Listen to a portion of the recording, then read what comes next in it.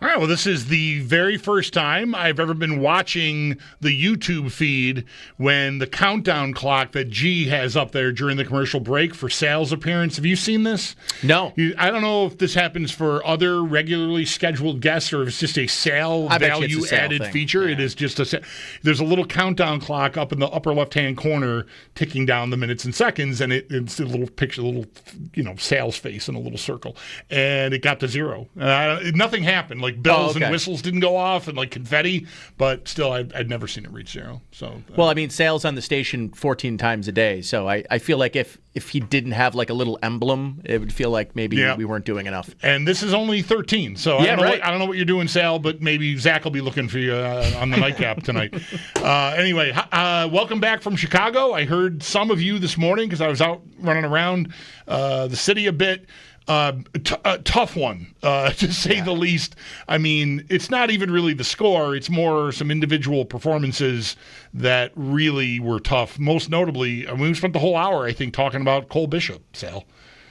Yeah, good afternoon to you guys. It was tough because it was just not the kind of performance you want to see from individual players, from units, from position groups, regardless of who is on the field. And whether it's the ones against the twos or whatever, you have to play better than you did yesterday, and I'll sound like a coach or player when I say this, but that's just not the standard. You have to play and be up to your standard, which is better than that and higher than that.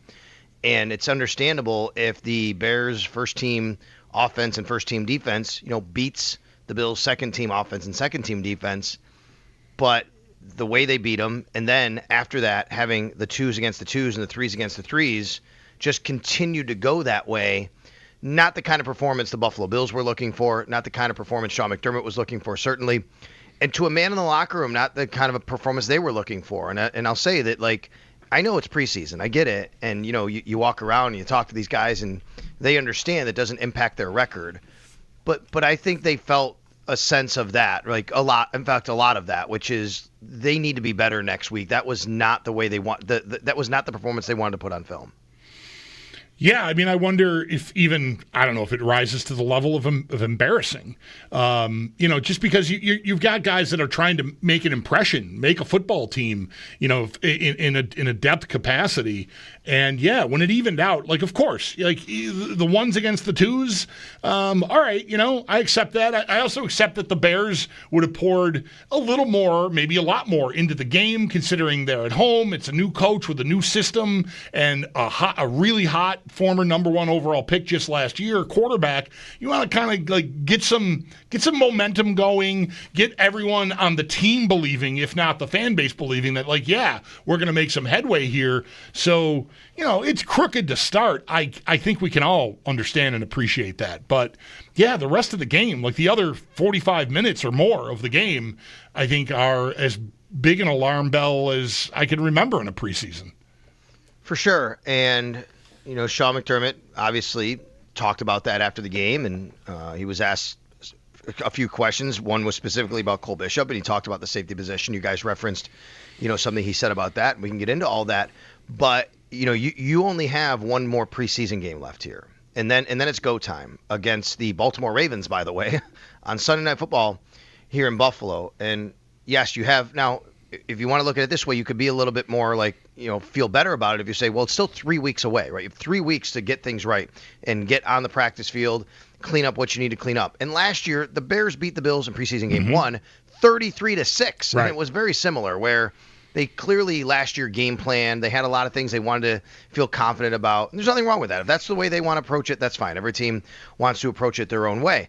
But you have 3 weeks left here to get ready, but only one more game. And it really, you wonder now, how do you approach that game and what you want to see? Because to me, you got to have those guys go back out there and perform again. I did the Always Game Day in Buffalo podcast with Matt Bove this morning, and one of the things that he brought up was, does Sean send a message now and say, well, you know what, the starters have to play a little bit on Saturday? I think that's a bridge too far. I don't think that's going to happen. And I also would tell you, I don't know what message that's sending then. They weren't on the field for this. Right. The guys who were on the field were the guys that need to go out there and show that they can perform. Chris Tabor, the special teams coach, said to us a few weeks ago, he said the goal is that if somebody doesn't make the team here, they make the team somewhere. That's what you're trying to do. Well, what you did last night, what you put on film, doesn't help anyone get to that particular spot, right? So I think that everybody has a collective investment here, whether that's personally in trying to make the NFL roster or making the Buffalo Bills better. Sal, how worried do you think they are internally about Bishop at this point? I think they're worried about where the position stands right now on, what day is today? August 18th. And what that translates to September 7th. I still think they believe in Cole Bishop as a player who's going to be a good player for them. I think the problem is what has happened here over going back to last training camp and now in this training camp. And it's just that he has not been on the field enough to have these reps to get in a position where they feel comfortable that he knows everything he's supposed to do and be able to do it. I don't think there's a long-term, pull the chute on this guy after a year and a half, type of worry on Cole Bishop. We've seen players throughout, especially in the McDermott era here, we've seen players go into year 2 and even through year 2, I don't know. And then year 3, they become a little bit better, right? That's kind of been the jump for a lot of players, been year 2 to year 3. I don't think there's any worry like that. I think they believe they have a guy that's going to be a starter for them in this league.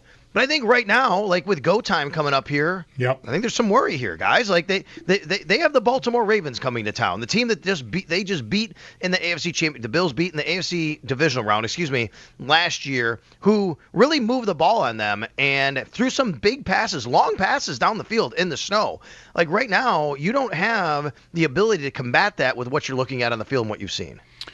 Yeah, Terrell Bernard comes to mind as a guy that in year 2, he was being asked to step up and take the place of Tremaine Edmonds, and he missed all of camp. I remember being worried about it all summer, and the regular season got here, he got on the field, and there's been no looking back to such an extent that he just got a nice contract extension in this offseason. So it has happened that a player we would have spent a reasonable amount of time wringing our hands over in the summer missed time. We're worried about it not being a stable position or even a position of strength for the team, and it turned out that it was fine. So, or better than that even.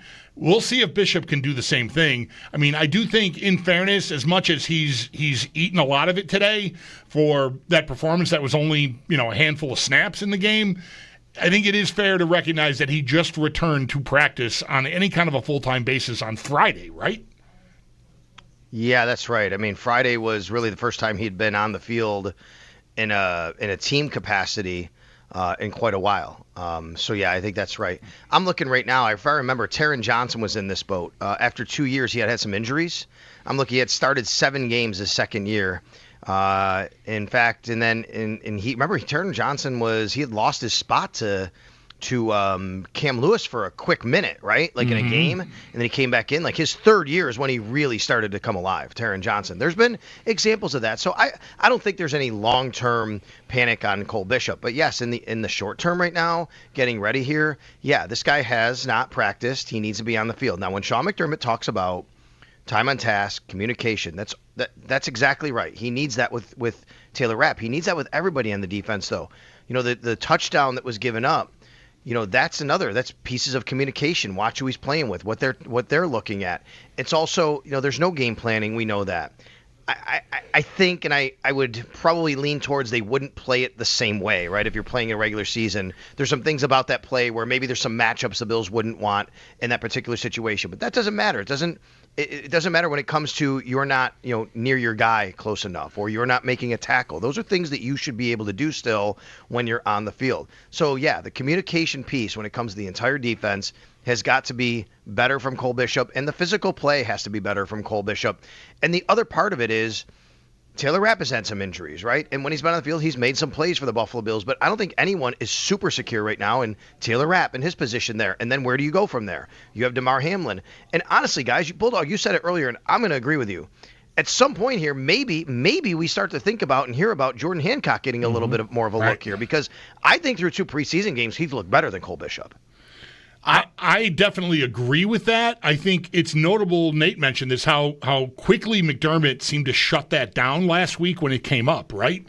But I feel like the door's open. I was really bummed out to hear that he got hurt when he did in the game, because I felt like if he could stay on the field, and maybe he will. We'll see. Tomorrow we'll find out. I would imagine some idea of what happened to him with his shoulder. I know he said after the game that he was fine, but yeah, I feel like that door. We were, I think, cracking it open last week, and I feel like maybe even McDermott himself has to realize that he might have to open the door. Maybe, that's right. The fact that Cam Lewis was hurt and didn't play in this game as well kind of complicates things a little bit, because Jordan Hancock plays nickel corner, he plays safety. Now, he was hurt on a play where he was playing nickel corner. He wasn't at safety that play, but he predominantly has been playing safety. I think that's where they see him fitting right now. I think he's fitting in at safety, and considering what that position has looked like, considering everything we're talking about with Cole Bishop, I think that's kind of where you have to fit him now. And then the fact that the Bills have, Brandon Beane has openly said, I think Cam Lewis is the best backup nickel corner in the league. Maybe that's where he just fits, and you just keep him there. And then you let Jordan Hancock play safety, and then along the way they can both kind of still do both positions, and you teach Jordan Hancock still nickel corner as the season progresses and his career progresses. But I do think that he's a candidate here to at least get a little bit more looks. But could they even go outside the organization? The quote was, I believe, we have to see what we have there and what we need. And right. I think that's interesting. That's so the what quote. Is that, what does that mean by what we need? Right. Yeah, I feel like when I hear that is... It's alarm bells a little bit. Yeah, right. Well... I mean, this is the week, right? If you're going to... Yeah. This is the week where you start to look at those things. If you look back at most, NFL transactions towards the end of, camps, they start to happen. They start to percolate a little bit this week. They might not occur until after the preseason game, but you start to hear things because this is it. This is the final week. I mean, guys, a week from tomorrow is the roster cut down day. Mm-hmm. So, you have to get to 53. And, there's going to be different moves and roster gymnastics and IRs and pup lists and all that kind of stuff that's going on. And then there's going to be moves. And every year we see it around the league. I just wonder is that something they're looking at outside of the organization? I think they really want, no doubt, right? We all know this. They really, really want it to be Cole Bishop working out, and right. He's the guy, the second-round pick that, they drafted and they can rely on.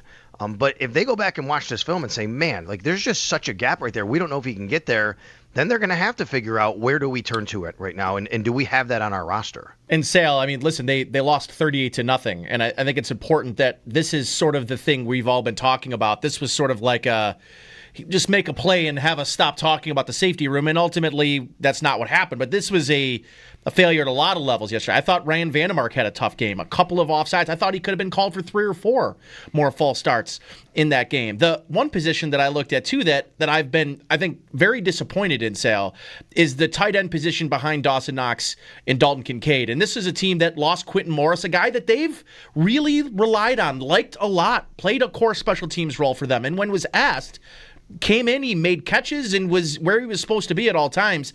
I know they've got a young rookie there, and Zach Davidson was a darling last year. That has not carried over this year. Your thoughts on the backup tight ends behind Dawson Knox and Dalton Kincaid, knowing that the last couple of years Knox doesn't play in every game. He's been banged up, and same with Dalton Kincaid.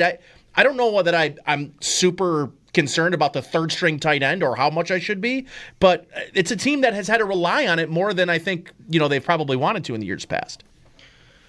Yeah, Zach Davidson, people that might not realize, he's in his 5th year in the NFL. I mean, he's been around. He was with the Minnesota Vikings, came to the Bills. He had a year where he had a knee injury, and he had to be he was out for the entire year. He's been on the practice squad a couple times. I've never felt that he would make this team, but he's always been a nice guy to have, break glass in case of emergency if one of your pass-catching tight ends, and I'll call that Dawson Knox, even though he's not like a Dalton Kincaid. They're a little different. That you can rely on him. And Quentin Morris has been on the team, but I think we all know the replacement there is Jackson Hawes, right? Mm-hmm. Jackson Hawes is the Quentin Morris replacement. He's not going to be relied on to catch passes, but he's going to be relied on to block. So, yeah, I mean, if they have to rely on, going that deep on the depth chart at tight end, obviously it's not ideal right now. But that being said, you hope that's not the case, and Jackson Hawes is going to be on the field a lot more to block than anything else. But you brought up offensive line, so I'll go there because I agree with you. Ryan Vandermark, not a good day, not a good night for Vandy. He had 2 false starts on the very first possession, And then he got beat also a couple of times, and one resulted either in a sack or a real tough pressure. But well, he owned it after the game. He talked about it. And one thing we talked about in the locker room, and guys, this is not an excuse. It's not, oh, you could just accept it because, but it is true. This does happen. This happened with Dawson Knox last week. Remember Dawson Knox first play, the false start last week against the Giants at home, right? Like this happens, which is when you're not used to playing with the same offensive line next to you and you're not used to the same cadence in the same center, like all those things, especially on the road. I know it's preseason. Those little things can matter to you. A, not having a proper stance at the get-off. B, going a little bit early, right? Again, not an excuse, but these things happen. This is why coaches, Sean McDermott, talk about communication, cohesiveness, playing together. It's not just the safeties. It's the O-line. And that was an O-line last night that, was put together, and they're not your starters, but they're going to have to be relied on, some of these guys. I mean, heck, Connor McGovern did not dress last night. When he told reporters after the game that he tweaked his hamstring. I mean, so now you're dealing with another interior guy, right? Cedric Van Granger is still on PUP. Alec Anderson has not returned yet. So right now, I mean, there's multiple issues with the injuries are compounding the issues because even if the guys are going to be back by week 1, you're not getting these reps with everyone who needs to be getting reps together. Sal Capaccio on the Western Hotline with us here on WGR, pouring over, I don't know, the wreckage feels a little strong for a preseason game, but still it was 38-0, and not much of anything really went very well. Sal, what was that? I read arrows up and arrows down, but I forget now what the arrows up were as we're talking. Like what went well yesterday? Or even overall on the trip to Chicago, if you want to circle back to Friday, if you want. You want me to give an arrow up to going to Wrigley? You want to give an arrow up going on the Architect boat cruise? We can do that, Right. That was good. Chicago, beautiful city. Yeah. Right. Friday was so let me just kind of give you a big picture, and then I'll get to my arrows up from the game. I really take in this weekend as a multi-day, multi-game kind of event, right? It's not just last night, it's Friday. And I do think the two teams approached it differently, whereas Friday meant a lot to the Bills. They wanted to get a lot of work in for their starters, make sure that they get a lot of things done that they can say, you know what, that's good, and we'll back off them. And they did that. And we talked Friday, Bulldog, after the scrimmage, after the practice. It's 2+ hours of teamwork. There was no DB against wide receiver one-on-one. They did team almost the whole time. It was 11-on-11. It was 7-on-7. It was red zone. It was goal line. It was everything. And I think the Bills and the Bears both got a lot out of that. I'm not going to sit here and tell you the Bills won it, the Bears won it. I just think you could pick out lots of parts that were very beneficial for both. I thought it was a really, really good day. And that really kind of set the tone for the Bills to say, okay, that's great. We don't need Josh out there. We don't need these other people. I mean, pretty much every starter other than Cole Bishop, wound up sitting. The Bears treated it a little bit differently. Yes, that was important for them. But since the beginning of training camp, from everybody I've talked to in Chicago, they are taking every single day, every single rep, very physical, very serious. Like they're trying to set a culture. They're trying to set a tone. Mm-hmm. And last night meant something to them. I'm not telling you here that it didn't mean anything to the Bills. They didn't care. They laughed it off. But certainly the Bears wanted to make sure they continued what they're trying to do here, and they have a vision in mind. And there's nothing wrong with that. And that's why they came out and they kind of just had the pedal to the metal right away. I thought the Bills played like a team yesterday overall, a team that was tired and wanted to get home after 4 days in Chicago. I really did. And again, not an excuse, but it happens. And I think that's what we saw that compounded a lot of the stuff that we saw yesterday on the field last night. I did give an arrow up to the punter, Brad Robbins. I know it sounds funny that he's one of the lone bright spots, but he's had a nice preseason. He told us in the locker room that he read and heard things people saying about him in the offseason. He doesn't have a big leg, so he really worked on that. And I think he's shown a big leg, but more than anything, he's directionally punting well. And look, if he can do that in the regular season and really place it where they need it, that's going to help their defense a ton. I gave an arrow up to Frank Gore. He had one blemish, and of course it was a big one. It was the fumble. He was bracing himself for contact in front. It came from behind him. There was a little peanut punch. But Frank Gore, once again, led the team in yards from scrimmage. There's probably no spot for Frank Gore on this roster. But he might be, like, sneakily giving himself a shot on another team's roster if there's an injury around the league. And that would be great for him. And that's what you love to see. And I do think Jordan Hancock played pretty well. So I gave him an arrow up as well. Yes, he did have the injury later. Hopefully there's nothing serious there. I know they had 180 yards of total offense or something, Sal, but I also wanted to get your thoughts on Tyrell Shavers, who I thought in a couple of throws, both from Mike White and from Mitch Trubisky, like kind of looks like the guy that they were looking to in terms of the reserve receivers on the field. Overall, I mean, I don't know where you stand and how much maybe has changed for you since when camp opened to today, August 18th. I don't know if you threw a percentage on his likelihood of making this 53-man roster this year. I think we all agree it could have been as close as anybody last year for him making. He was probably 54 or 55. What are your thoughts about his chances of really making this 53-man roster this year after really knocking on the door the last 2 seasons? It's going to come down to the same thing that we talked about last year. And I like Tyrell Shavers a lot, right? I really do. I mean, he works his butt off and he makes plays. The simple question is this: does he offer enough outside of playing on the field at wide receiver to justify being the last wide receiver? Because that's just the reality of any team. This is not just a Buffalo Bills-centric thing for everyone to understand. This is the way it works in the NFL. If you're going to be the last receiver on the roster, you have to play special teams, because otherwise it's not justifying a spot at wide receiver because you have enough guys already. So what are you talking there? Are you talking 5 wide receivers? I don't think he cracks that unless you talk about moving off Curtis Samuel, which, by the way, could be in the window right now, right? Because there's a guy that we still haven't seen, and McDermott's been talking about getting him back, and, you got to get him on the field. So, sure, we could do that. Are you talking about keeping a 6 wide receiver? If you do, that guy absolutely is almost exclusively going to play a ton of special teams. That's not Tyrell Shavers. I mean, it's just not. It's not his game. That could be Laviska Shenault. So you could make the argument. I hate saying it like this because I feel like I'm like downing Tyrell Shavers. I'm not. I just know how NFL rosters are constructed, and that particular spot has to be a guy that gives you a little bit of versatility around the football field in a 60-minute game. Yeah, I mean, for sure. I mean, because you look at the depth chart at receiver, Shakir's not. I mean, maybe he'll catch some punts, but he's not playing special teams. Keon Coleman's not playing special teams. Elijah Moore's has been not a special teamer. Right. Same with Samuel. There's your top 4. So now you're to 5. So yeah, if Shavers, Sally, he covered a couple of kicks or punts yesterday. Like, is there, even if it's not his strong suit, do you think like he can do enough there to crack it? Because they not only do you want it for him, they kind of need a guy there. He might be able to, and I do love the fact. I will say I am encouraged for his sake that they're using him there. And they're trying to see. I mean, they're trying to see, can he do this?